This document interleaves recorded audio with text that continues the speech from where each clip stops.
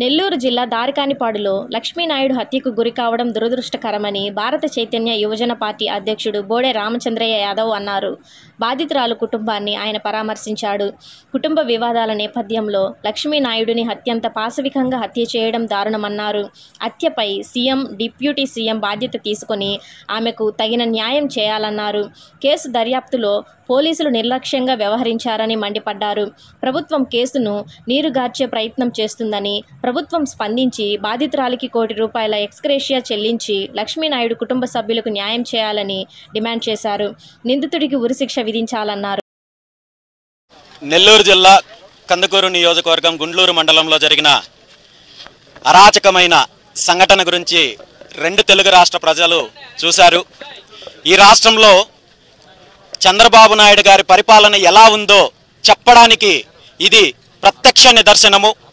అధికారం ఉంది కదా అనే మదంతో వారి పార్టీకి సంబంధించిన నాయకులు, కార్యకర్తలు ఈ రాష్ట్రంలో యథేచ్ఛగా ప్రజల యొక్క మానాన్ని, ప్రాణాలని హరించి మేము ఏం చేసినా చెల్లుతుంది అనే ఒక ఆలోచనతో ఇలాంటి సంఘటనలకు పాల్పడుతున్నారు. ఈ సంఘటన పాల్పడిన ఎవరైతే నిందితులున్నారో వాళ్ళను రక్షించే ప్రయత్నం కూడా ఈరోజు అధికార పార్టీకి సంబంధించిన నాయకులు చేస్తున్నారు. నేను ఒక్కటే చెప్తున్నాను, చంద్రబాబు నాయుడు గారిని ఒక్కటే డిమాండ్ చేస్తున్నాను. ఈ సంఘటనకు కారణమైన వాళ్ళు ఎవరైతే ఉన్నారో ఆ నిందితులను కఠినంగా శిక్షించాలి. ఉరిశిక్ష వేసేంత వరకు మీరు దానికి సంబంధించిన బాధ్యత తీసుకోవాలి. అదేవిధంగా బాధిత కుటుంబాన్ని పూర్తిగా ఆదుకోవాల్సిన బాధ్యత మీ పైన ఉంది. మీరు అధికారంలోకి వచ్చిన ఈ 16 నెలల కాలంలో లా అండ్ ఆర్డర్ ప్రాబ్లం సంబంధించి, దాడుల గురించి, హత్యల గురించి ఈ రాష్ట్ర ప్రజలకు పూర్తి స్థాయి అవగాహన ఉంది. మీరు ప్రతిపక్షంలో ఉన్నప్పుడు ఏం మాట్లాడతారో, అధికారంలోకి వచ్చిన తర్వాత ఏం మాట్లాడతారో చెప్పడానికి, దానికి ఉన్న తేడా చెప్పడానికి ఈరోజు ఇలాంటి సంఘటనలు అనేక రకాలుగా రాష్ట్రంలో జరుగుతున్నాయి. ప్రతిరోజు ఏదో ఒక సంఘటన జరుగుతోంది.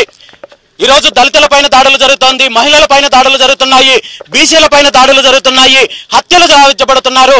తెలుగుదేశం పార్టీకి సంబంధించిన బీసీ నాయకుల పైన, బీసీ నాయకులను హత్య చేస్తే కూడా పట్టించుకునే నాదుడు లేడు ఈ రాష్ట్రంలో. ఈరోజు మరో అడుగు ముందుకేసి ముఖ్యమంత్రి చంద్రబాబు నాయుడు గారి అధికారంలోకి రావడానికి ప్రధాన కారణమైన ఆ పార్టీ యొక్క మిత్రపక్షము జనసేన పార్టీకి ఏకపక్షంగా మద్దతు ఇచ్చిన కాపు సామాజిక వర్గం పైన దాడులు, హత్యలు జరుగుతుంటే ప్రభుత్వం కనీసము నిమ్మకు నీరెత్తినట్టు ప్రవర్తిస్తోంది. తప్పు జరిగిన దానిపైన, నిందితులపైన ఎటువంటి చర్యలు తీసుకునే ప్రయత్నం చేయడం లేదంటే ఈ రాష్ట్రంలో ఎలాంటి పరిణామాలు ఉన్నాయో ప్రతి ఒక్కరూ కూడా గమనించాల్సిన అవసరం ఉంది. ఖచ్చితంగా బాధిత కుటుంబానికి న్యాయం చేయాలి, తప్పు చేసిన వాళ్ళని శిక్షించాలి. రాబోయే రోజుల్లో ఇలాంటి సంఘటనలు మళ్ళీ పునరావృతమైతే మీరు చర్యలు తీసుకోకుండా ఇలాంటి వేషాలు వేస్తే మాత్రము ఖచ్చితంగా ప్రజలు బుద్ధి చెప్పే రోజు వస్తుందని చెప్పి ఈ సందర్భంగా తెలియజేస్తున్నాను. ఈరోజు చాలా దురదృష్టకరమైన సంఘటన.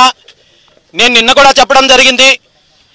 సామాన్యుడికి రాజకీయం కోసమో, ప్రజా రాజకీయం కోసమో, లేదా మార్పు కోసం నేను రాజకీయాల్లోకి వచ్చానని చెప్పి ఈ రాష్ట్ర ప్రజలను నమ్మించి చంద్రబాబు నాయుడు గారి పంచెన చేరి చంద్రబాబు నాయుడు గారితో అధికారం పంచుకుని డిప్యూటీ సీఎం అయిన తర్వాత మరి పవన్ కళ్యాణ్ గారు ఈ రాష్ట్రంలో ఏ సంఘటన జరిగినా, ఎలాంటి దారుణం జరిగినా, ఏ నేరాలు జరిగినా, ఏ అవినీతి జరిగినా ఏమాత్రము స్పందించలేని పరిస్థితుల్లో కుంభకర్ణుడు నిద్రపోయినట్టు నిద్రపోయే పరిస్థితుల్లో ఉన్నారు. నేను ఒక్కటే పవన్ కళ్యాణ్ గారిని ప్రశ్నిస్తున్నాను. మీరు ఈరోజు ఈ రాష్ట్రంలో జరుగుతున్న సంఘటనలపైన స్పందించే ఉద్దేశం మీకు లేదా? లేదంటే నాకు అధికారం వచ్చింది, నాకు పదవి వచ్చింది కాబట్టి ఈ రాష్ట్రంలో ఎవరికి ఏమి అన్యాయం జరిగినా నాకు సంబంధం లేదనే ఆలోచనలో ఉన్నారా?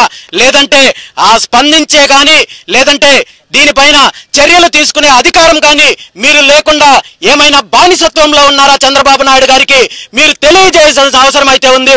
ఎందుకంటే ఒక బాధ్యత గల పదవిలో ఉన్న మీరు ఈరోజు మీ పార్టీకి ఏకపక్షంగా మద్దతు ఇచ్చిన కాపు సామాజిక వర్గం పైన దాడులు, హత్యలు జరుగుతుంటే కూడా మీరు స్పందించడం లేదంటే ఈ రాష్ట్ర ప్రజలు మిమ్మల్ని చూసి నవ్వుకుంటున్నారు.